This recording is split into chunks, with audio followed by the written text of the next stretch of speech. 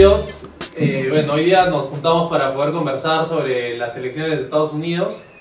Este 8 de noviembre hay unas elecciones que tienen alarmados a varios, ¿no? En diferentes latitudes. Unas elecciones que influyen no solo en los norteamericanos, sino en el resto del mundo. Ya se han pronunciado sobre diferentes situaciones, ¿no? Por ejemplo, el Brexit, la situación en Siria, Rusia, China, entre otras cosas. Bueno, elecciones: Hillary Clinton por el Partido Demócrata, Donald Trump por el Partido Republicano. Queridos, amados, odiados, todo por igual. ¿Qué comentarios les merecen los candidatos? Tal vez el proceso. Digamos, una queja común es cómo se ha alineado toda la prensa para un lado y los grandes intereses, ¿no? Claro, sí. Parecen elecciones peruanas, ¿no? Sí, parecen peruanas. Hace menos de 2 semanas el Washington Post entrevistó a un famoso opinólogo norteamericano, historiador, Lichtman, que había predicho los últimos 8 presidentes de Estados Unidos y no había errado en ninguno, y lo había hecho en base a 8 categorías que él había desarrollado, ¿no? Como era ganar en las elecciones del Senado, como las desventajas o ventajas económicas de cada candidatura. Y descubría él que el que tenía más opciones de ganar estas elecciones, contrariamente a lo que decía el mass media, era Donald Trump. Obviamente, esta opinión tenía un cintillo del Washington Post diciendo que estas opiniones se dieron antes de los escándalos, de los audios de Donald Trump. Pero claro, la noticia, el Washington Post, como bien sabemos, no es muy partidario de la candidatura de Trump. Pero ¿a qué voy con esto? Que parece ser que, contrariamente a la opinión de las grandes mayorías de masas mediáticas en Estados Unidos, esta no va a ser una elección tan fácil para Hillary Clinton. Va a ser una elección sumamente difícil y en la que va a tener que pelear estados que supuestamente ella creía ya ganados, como es el estado tan importante como es la Florida, ¿no? Un estado donde parece ser que por ser un día ordinario, donde los viejitos van a votar, los jubilados norteamericanos van a tener mucha influencia, porque es un público al que Trump también se está dirigiendo en las últimas semanas de su campaña. Es gente que normalmente no va a votar y que va a votar. Y la otra cosa que decía el analista, que me parecía muy interesante, que Trump tiene una suerte de voto vergonzante. O sea, hay mucha gente, ¿no? Sí, hay mucha gente que va a votar por Trump, pero no dice que va a votar por Trump, porque tal es la planadora mediática que han convertido casi como una cosa de vergonzosa decir que vas a votar por Trump. Obviamente, tan mala es Hillary Clinton como candidata, ¿no? Que Donald Trump, que es un candidato que en verdad no tiene mucho fuste dentro de lo que eran los antiguos candidatos republicanos, le puede hacer pelear. Yo creo que vamos a tener una elección bien reñida, contrariamente a lo que se creía hasta hace 2-3 semanas, que Hillary Clinton, después de los debates, ya había casi pulverizado a Trump, ¿no? El asunto es ver cómo se ha deteriorado la política norteamericana, ¿no? Cómo muchos de los mitos de ciertos sectores que sostienen que la política partidaria es un freno a los outsiders o a los improvisados, se han visto desmentidos, porque uno ve cómo el partido más antiguo de Estados Unidos, que es el Partido Republicano, el partido de Lincoln, por ejemplo, es ahora el partido de Trump. Y también ver que una operadora política de trayectoria antigua no puede lograr considerarse como aceptable para las masas. Es todavía, a pesar de tener todo a favor, es todavía vista como un ser repugnante en muchos puntos, ¿no? Y eso nos habla acerca de que quizás también el modelo norteamericano esté urgido de una refundación. Lo que pasa es que el modelo norteamericano no se funda tal como es ahora, ¿no? O sea, ha variado mucho.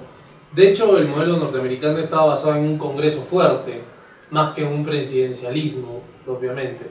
Y eso se ha ido dejando de lado poco a poco. Ahora, las cosas han cambiado mucho, ¿no? En el tiempo. Digamos que los republicanos antes eran los del norte, Claro. ¿no? Incluyendo Massachusetts y todo lo que ahora es demócrata, ¿no? Mientras que Hasta los demócratas hace, eran del sur. ajá, y hasta hace 20 Claro. años California votaba republicano. La única población que le es fiel al Partido Demócrata es la de los católicos. Sí, Por que es razones- raro, ¿no? por Es razones- raro. Bueno, no es tan raro cuando uno estudia Ahora- la Iglesia Católica. Ahora, el tema es que ahora, ¿qué sucede? Los ¿No? judíos y los Muchos católicos. Con los Muchos católicos ahora que están volviendo a las raíces católicas, digamos, están huyendo del Partido Demócrata también, ¿no? Es un partido que es abortista. Claro, pero es un tema de elites, ¿no? O sea, la derecha norteamericana, la parte derechista del Partido Republicano, tiene un liderazgo católico, un liderazgo ideológico católico, de católicos de derecha, evidentemente, Ujú. ¿no? Y de conversos, algunos notables, ¿no? Empezando por la figura mediática de Rupert Murdoch, que se convirtió al catolicismo, ¿no? Claro. El de Fox Sí, News. Romney, el Sí. anterior candidato. Era mormón. No, era mormón. Era mormón, pero tenemos a Santorum y a otros que eran... No, y en el caso Entonces, pero ¿qué ocurre? La masa es en cambio protestante. La masa Sí. es protestante. Mientras que al revés es en el Partido Demócrata. La élite es judía y la masa es católica. Ajá. En ese sentido, por ejemplo, en esto, lo que hubo de Wikileaks de Hillary Clinton, bueno, era de John Podesta, que es su Jefe de campaña. hablaban pues de que justo de los hijos de Murdoch, que los llevaban o sea, querían que hagan la primera comunión. Los No, habían convertido. querían bautizar y se burlaban de ellos, ¿no? Incluso llegaron a explicar que ellos habían creado dos organizaciones pseudo-católicas para confundir al catolicismo, ¿no? Para Ellos hablan hacer infiltración. de una primavera católica, ¿no? En vez de la primavera Claro, árabe, primavera católica. pero parece que las cosas le salieron más fáciles de lo que pensaban. Sí, Porque no no tuvieron hubo que hacer una resistencia, rebelión. no hubo resistencia al catolicismo. Ahora, tampoco es que haya una voz, digamos, del catolicismo ahí, pero sí tienes todo el voto latino que es católico detrás de los demócratas Creyente por lo siempre, menos, ¿no? ¿no? O Sí, sea, de tradición católica. Justo vi un discurso de Tim Kaine en Arizona en español. Ajá. Un español fluido. Y O sea, que seguramente se memorizó el Eres discurso. pero católico. Eres un católico liberal, ¿no es cierto? Muy Ajá. criticado. Pero lo cierto es que estamos en un punto donde no podemos predecir qué puede ocurrir, No. ¿no? Y estamos en un punto donde no podemos predecir incluso qué pasaría si es que gana Trump. Yo quisiera saber qué pasaría si gana Trump, en la medida de lo que se pueda saber, si es que se puede saber. O sea, es muy complicado. ¿Podría sacar Trump una hoja de ruta, quizás? Lo que pasa es que Trump es un no. personaje impredecible. o sea, es impredecible como tal, ¿no? O sea, es impresentable Porque además en algunos La aspectos. lección del Sí. populismo latinoamericano es la siguiente, del populismo clásico latinoamericano, es decir, en determinado momento tú puedes sacar determinadas banderas en la campaña y luego sacar otras en el gobierno y ser un gobernante responsable, ¿no?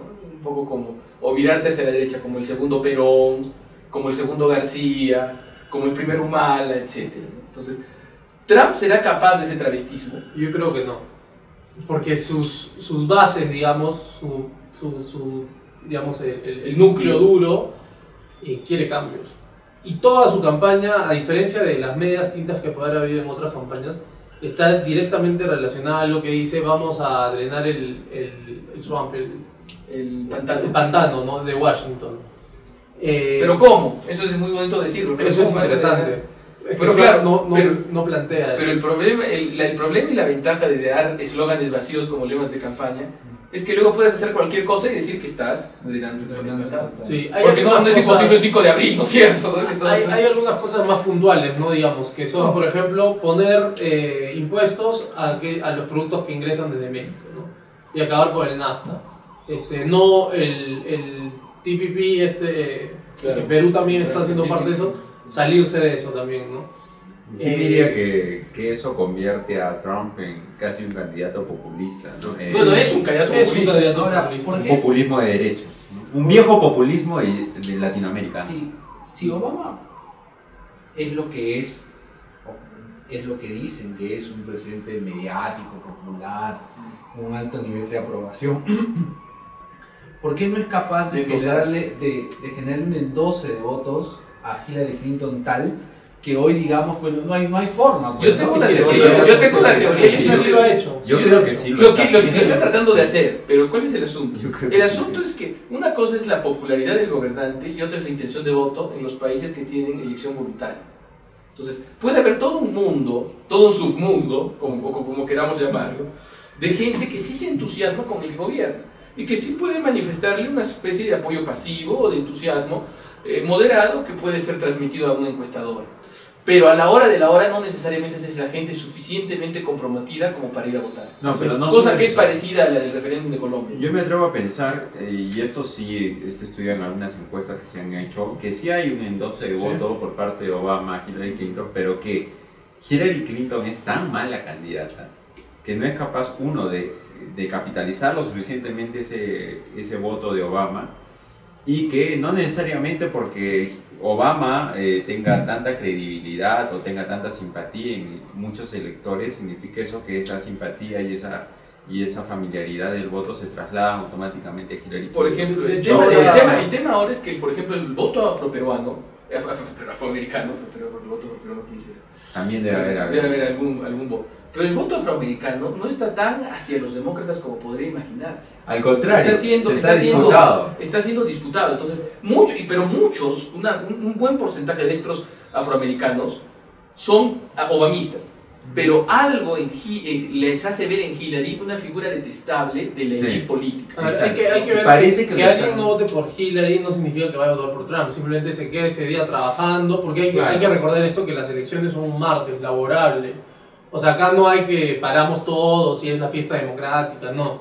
Si tú quieres, te has registrado, vas y votas. Pero si tienes, nadie pero se si avisa quieres, con tamales y si chicharrón. quieres aprovechar tu martes trabajando, puedes hacer un voto adelantado también. cosa Así que es, puedes el votar. voto adelantado, también el voto por correo, ¿no? ¿Y qué fue de Es no sé muy si han- interesante. No, pero visto antes de eso? que pasemos, lo que me pareció interesante de la comunidad afroamericana, ¿no? Que en teoría respaldó en bloque a Obama. Pero ¿qué pasa? Y yo sí me adhiero a la hipótesis de Sánchez. ¿Qué sucede? Hillary Clinton es una persona que se percibe en mucha parte de la comunidad afroamericana. De hecho, yo conversaba con algunos afroamericanos que estaban por aquí, por Arequipa, y me decían que ellos sentían que estaban como que siendo utilizados por Hillary Clinton, pero que en verdad no era ningún motivo de preocupación de Claro. campaña, simplemente eran votos lo que Que estaban no era buscando. una persona que en verdad Oye, los sí, quisiera, sí, ¿no? eso. Lo representara, Por sino era una vieja Así es. representante de la élite No, política. Además puede haber un rechazo a la escala de valores que plantea Hillary También. Clinton como su modelo de gobierno. O sea, cuando Obama gana la primera elección, me parece que al año, no sé cuánto tiempo, pero es muy próximo el referéndum, el primero que ocurre sobre el matrimonio homosexual en Estados Unidos, sobre la enmienda, me parece. La primera acta, ¿no? Ya, entonces, la comunidad afroamericana vota en contra Claro. del matrimonio homosexual, ¿no? Siendo Obama presidente y estando pues el Yes Weekend en boga y el sí se puede Sí. y todo, ¿no? Entonces, debe haber algún tema de valores. De valores. Más que de valores profesados, de valores proyectados. Puede ser. Porque no es que Obama crea en los valores de la familia tradicional cristiana afroamericana, pero sí proyecta una imagen más cercana a la de por ejemplo, el doctor Luther King, ¿no? Por ejemplo, él habla, es un orador, así, menciona a Dios bastante, aunque muy probablemente él no cree en Dios, puesto que hay discursos que han salido de su tiempo de senador, incluso antes, donde él dice, la religión es absurda, pero él siempre hablaba de Dios. En cambio, el elemento religioso está bastante ausente en la campaña de Clinton. A ver, es que ese es un tema, ¿no? O sea, algo que el poblador norteamericano común y corriente se da cuenta es que los candidatos normalmente son armados, ¿no? Se construyen. Una especie de Julio Guzmán con muchos millones más atrás, ¿no? Que los dos parecen Julio Guzmán. Pero, a diferencia de lo que ha pasado, Trump un Trump poquito más alanado. empieza con un discurso que normalmente, o sea, es políticamente incorrecto, Trump es ¿no? el Julio Lora Camp de Algo así. Es una mezcla de Alan con Laura Kahn. Pero con Así muchos es. millones atrás de dólares, ¿no? Que eso te ayuda y fama. Eso te ayuda en un país como Estados Unidos. Y una situación de crisis también. Ahora hay que entender qué ha venido pasando para que... Porque, a ver, ¿qué he visto últimamente? Unas élites culturales en Estados Unidos diciendo ignorantes a los que votan por Trump, La diciéndoles típica- que no son nada, sí. ¿no? Que me hacen recordar mucho a las élites de San Isidro que querían que salga Vero, ¿no? Pero O de Barranco, mejor. o de Barranco. Porque San Isidro es austero. Sí. ¿Y qué pasa? Esta gente ha estado sujeta a la globalización, ¿no?